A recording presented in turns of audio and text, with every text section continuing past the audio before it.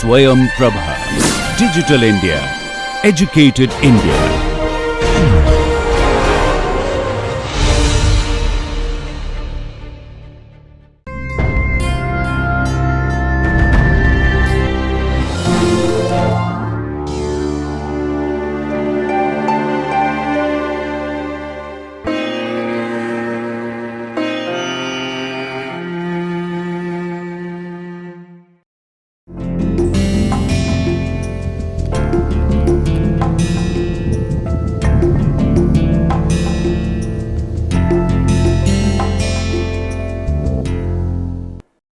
Hello, hi. Welcome back to my course on developing soft skills and personality. We are giving you this course through NPTEL MOOC at IIT Kanpur. We are on the 4th week, module 6. This is the last module for this week, and then if you look at the total number of lectures, this is the 24th lecture. This amounts to the fact that half of the course is going to be over with this one, and it's time to take a reassessment of what you have learned from the course and how you have been benefiting, whether you are following the suggestions that have been given in the course. Now, before I actually go to the topic, as usual we will be trying to have a quick highlights of what I did in the previous one, and in this one what are we going to do? I will just wind up our discussion on telephone communication, and this lecture particular I will be focusing on the essential telephone skills, which are like after basic and advanced one. Advanced ones are needed at professional level, but the essential ones are needed whether you are at a basic level or at an advanced level. In the previous lecture, I concluded by giving you some ideas about advanced telephone skills. So, overall I suggested to you that effectiveness needs clarity in communication and active listening. By clarity in communication, I meant in particular that you should be able to enunciate clearly. Words which sound similar but has to be pronounced clearly and differently. So, two examples I gave. One, frogs, which was heard as frogs. So, instead of bringing the actual animal frogs, the garment that should be worn by the children were sent. Lapstop was not mentioned clearly, so it was heard as laptop, or the person actually wanted laptop, but he said that in such a manner that what was heard was lapstop. So, this kind of confusion should be avoided, especially when you are calling somebody on phone or even receiving some call, and then you are taking notes, and then when you take notes, be clear, and then if you do not understand, ask them to repeat it. There is no harm in asking them to repeat it. If you are a person who is involved in handling so many phone calls, if you are at a kind of hot seat where you are dealing with so many ones, especially holding simultaneous calls, there again we looked at some of the steps in which you can hold them, the way you can begin, continue and then end. I also suggested that in order to do these things, you need to organize yourself, organize your desk, and then you need to know the equipment, the telephone equipment that you use. And overall I talked about some of the norms for making phone calls properly, and then how you should end a call. More important, I said that noting important information by using a format. So, either professionally or personally, if you use a format which includes details like from, to whom the message came, the date, time, and then the contact number, etc., that comes handy instead of writing down, scribbling. So, you can just fill in the blanks.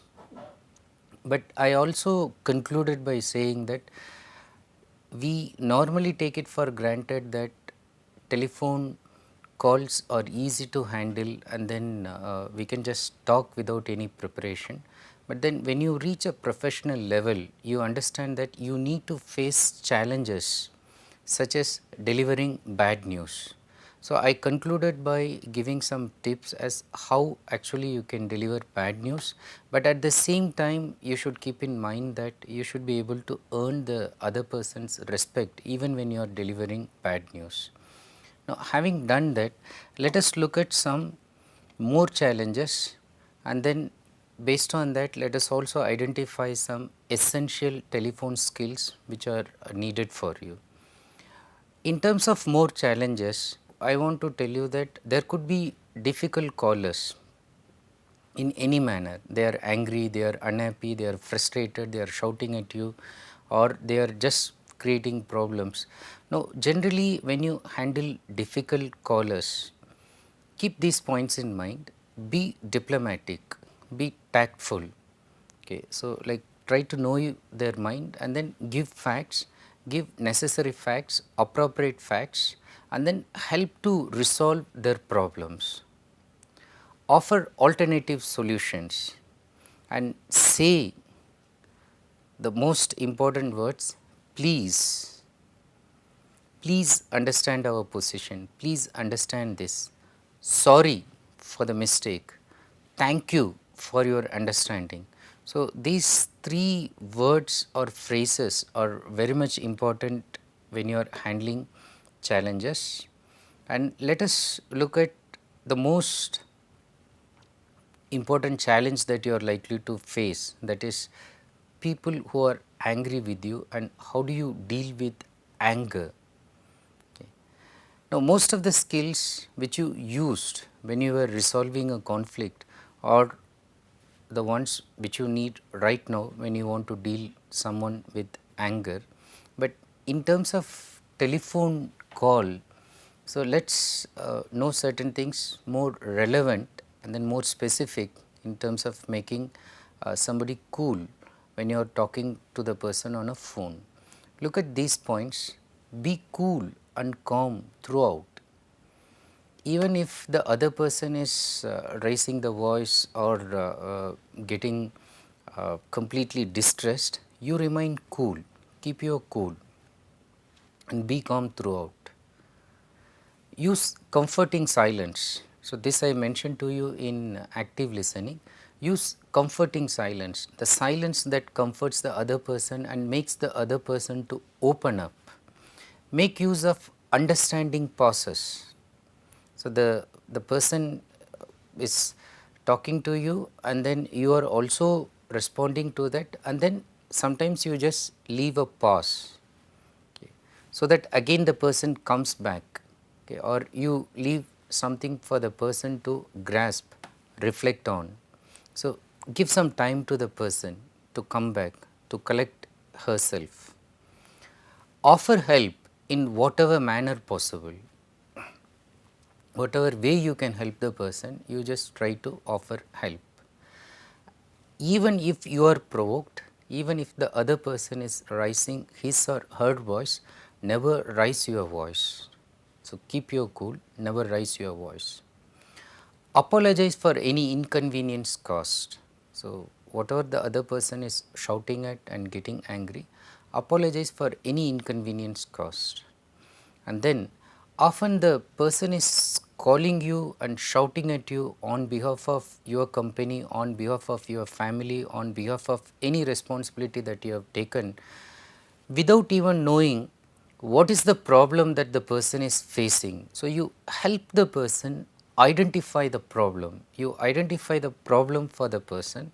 Not only identifying the problem, but you also try to offer some possible solution.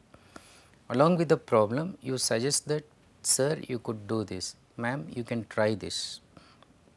And if your organization, your institute, your company, or whomever you are representing is responsible for creating the problem, so then you try to give compensation, give some kind of compensation. So, that actually comforts the person who is angry. Initially, the person may not be able to accept it, especially if some loss is there, and then if the loss is with regard to some kind of respect or dignity, any kind of monetary compensation that you give will again provoke the person. But if the loss is again in terms of monetary loss, if you give again money, so the person will be rather comforted. But overall, if you cannot give money, you can give some other compensation, which even like giving some free tickets, free flight tickets depending on your customer. So, free movie tickets, even free tickets for dining in a restaurant, even small things will actually reduce the anger of the person. So, give compensation whatever is possible. It is not like that you cannot give any compensation at all, even the company policy is like that, but you can give something. In case of abusive expressions, sometimes you may be at the receiving end. The other person is just using bad words, four-lettered words, which you do not want to hear from anybody and which you think that you do not deserve to hear it at all. You feel enraged, you want to give it back, but do not get hurt. Do not take it to heart, do not take it personally. It is the other person who is so low and who is using these kind of words to somebody like you. So, you are not going to become low. So, do not get hurt. Act professionally and proactively. Act professionally, again you can tell that, sir, ma'am, you are crossing your limit, and I appreciate if you could talk in this manner, etc. But again, if they continue in the same one, just try to find out again the problem, go back to that and tell them that if that is the problem, go with the solution and try to offer compensation. You also try to empathize with the caller. When you say things like, I understand your problem, I could really feel what you will be experiencing at this moment. But at the same time, you do not have to let down your organization or company. You do not have to immediately join sides and then say that, yeah, I know that this is what my boss does. He is such an irritatable guy, and then he is really an awful person and he keeps doing this to all people. You do not have to let down your boss or your company, but just show that you are empathetic with the caller. Get back with more help and better solutions. If you cannot give the solution on the spot, just take time, get back and then get more help and then come out with better solutions. And when you do that, you promise the person that you will call back, and you also take initiative to follow up. Whenever the person is free, you call and then update the information. And in case you promise either to call back or promise to do some alternative thing or to give some kind of compensation, keep the promise. Do not break the promise, do not ignore it, do not forget it. If you say something, keep it. So, that is going to enhance the quality of your call. While you do that, there are other essential skills that you need to develop. One of the key skills that you need to develop is managing your voice. Voice and the quality of your voice can again indicate so many things to the caller. Your voice can reveal whether you are sad, sick, tired, frustrated, angry, annoyed, bored, disinterested, stressed, impatient.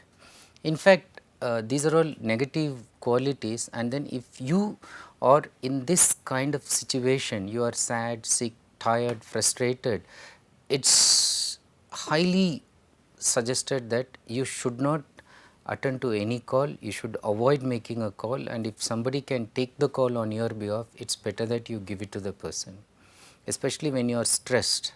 That is the time you are likely to break, and that is the time you are likely to show or vent out your anger on someone, and the other person could be a very important person, and then you just poured out your emotions and the other person was not in the right frame of mind to receive it. So, that ends up in the breaking of some kind of goodwill your company has built up maybe for decades. Your voice can also indicate whether you are happy, helpful, smiling, cheerful, supportive, careful, empathetic, considerate and friendly.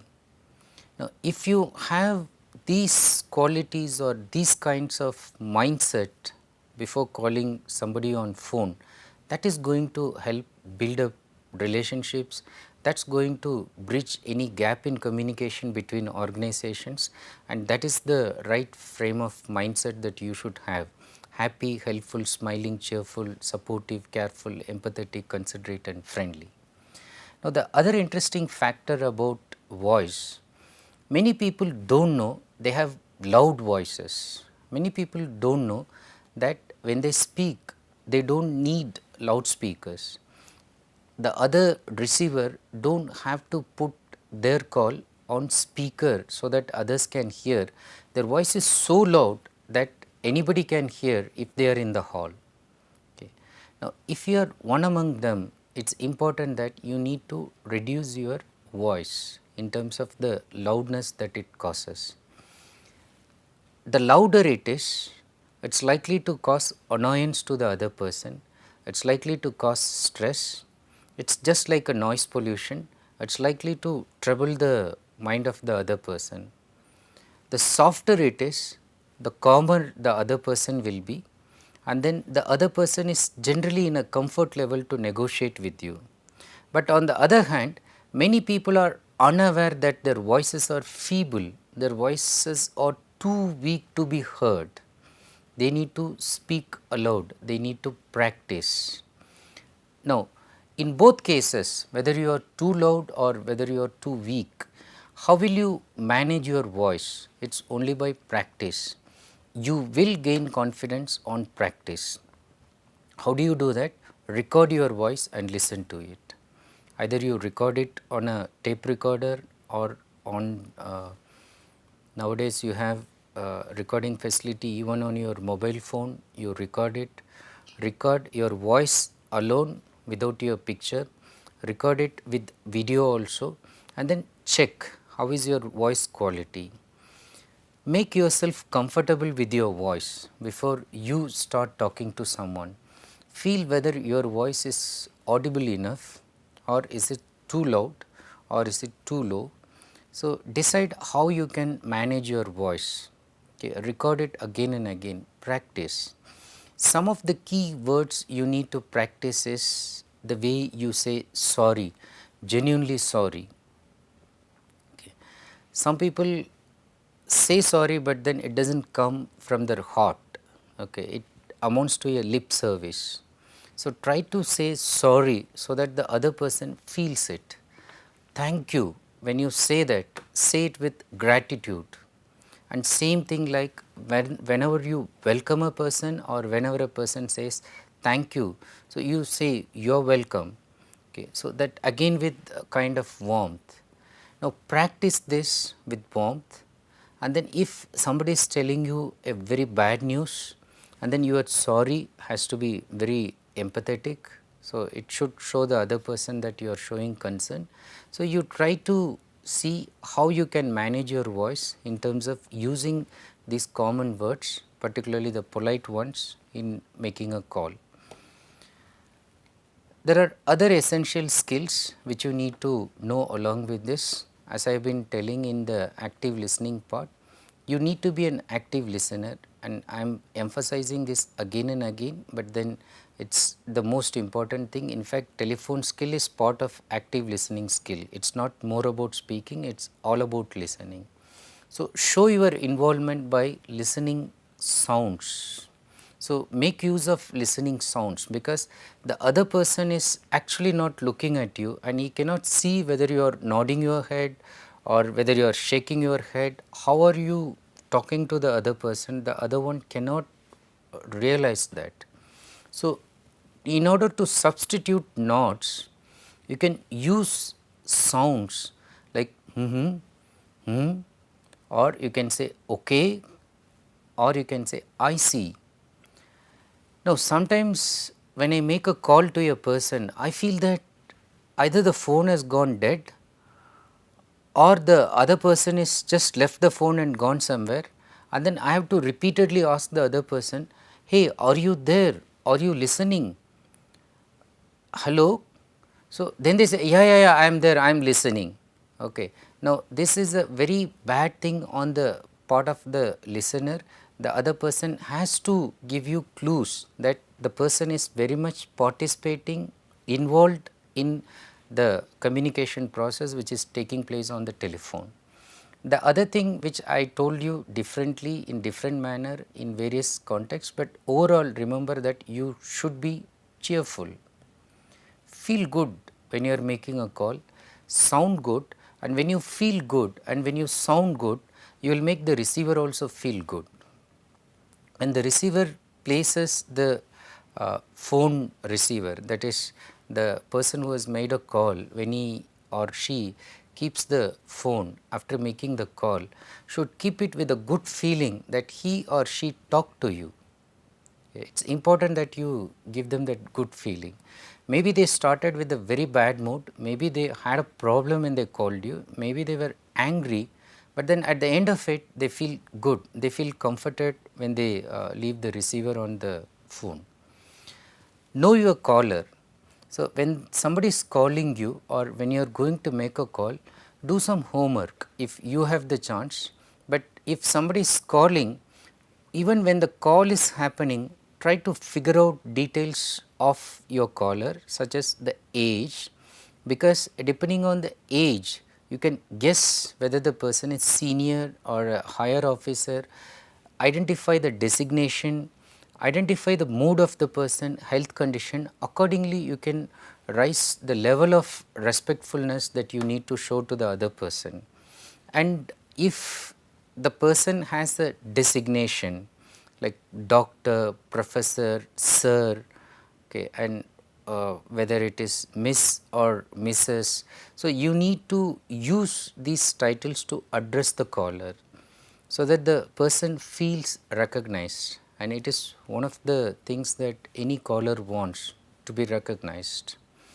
And towards the end, some of you do not make some calls for the reason that you are afraid of calling someone and then sharing some news, okay. And sometimes you just avoid it because you have some kind of fear.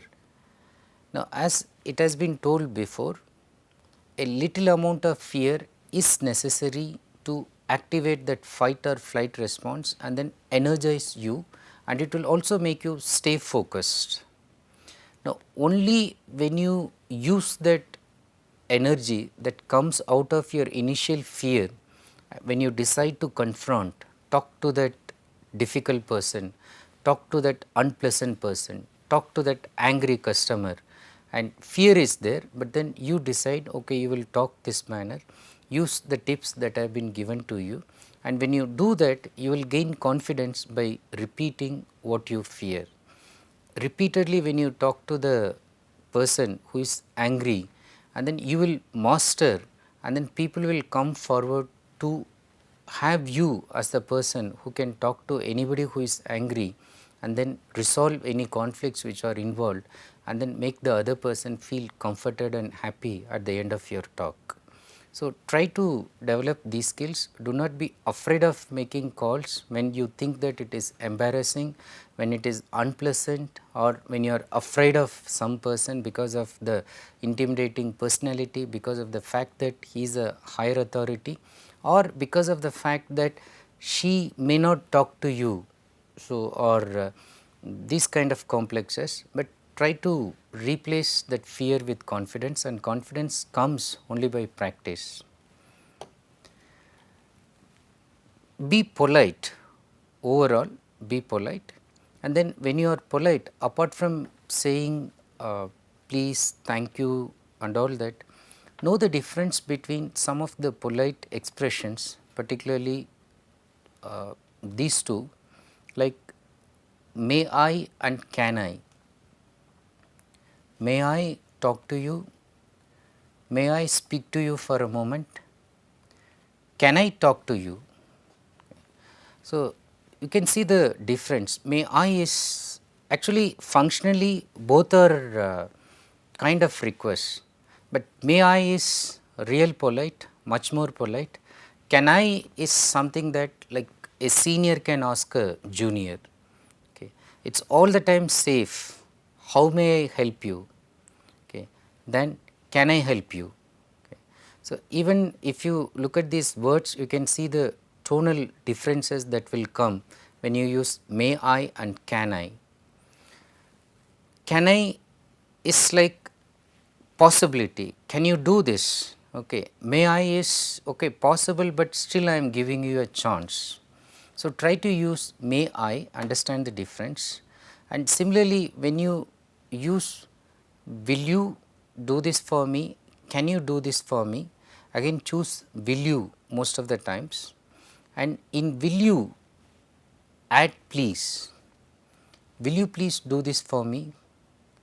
Will you please fix an appointment with the director at 9 o'clock tomorrow?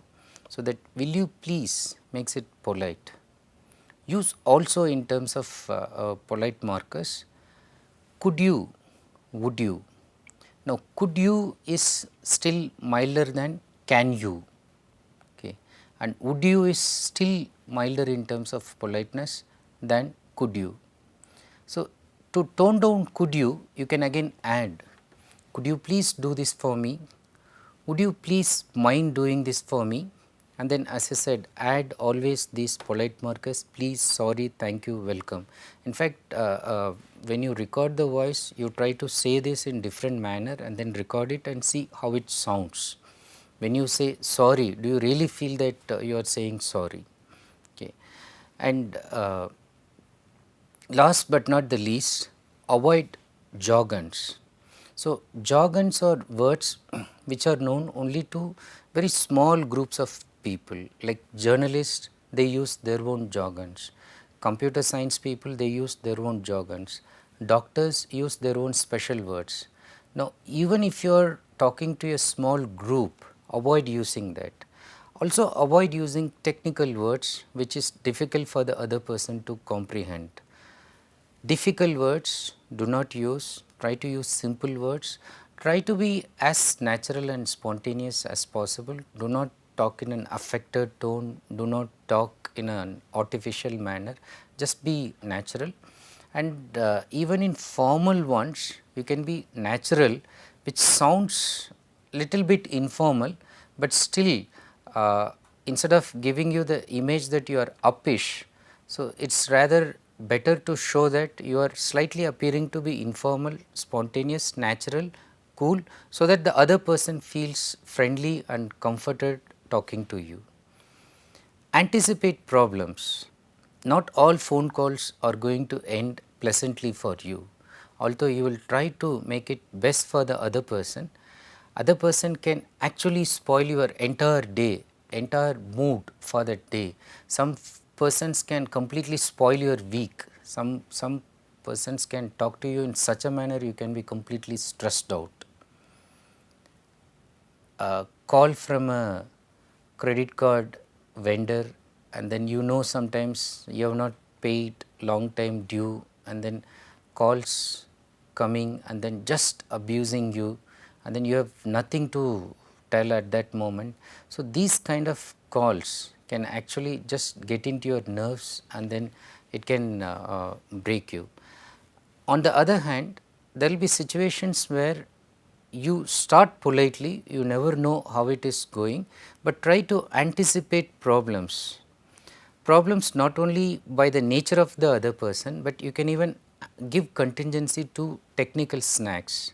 Suppose your phone is using a battery, check whether it is working properly. It should not be the time that the charge should run out, an important call. Delays sometimes, you are kept long in the waiting. Misunderstandings, not because of you, but because of the other person's inability to understand maybe your language use or some kind of problem, but again take care of that. The worst situation could be flaring up of emotion by the other person particularly. So, you said something inadvertently, it was not your intention to hurt the other person, but the other one took it wrongly and then started shouting at you, showing anger, although the conversation started in a very polite manner at the beginning.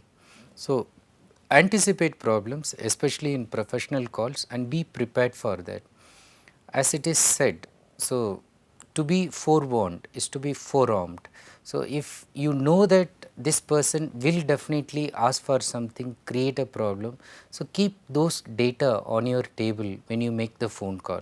So, when you know that you are prepared, your mindset will be cool and calm, and then you will be confident to handle it.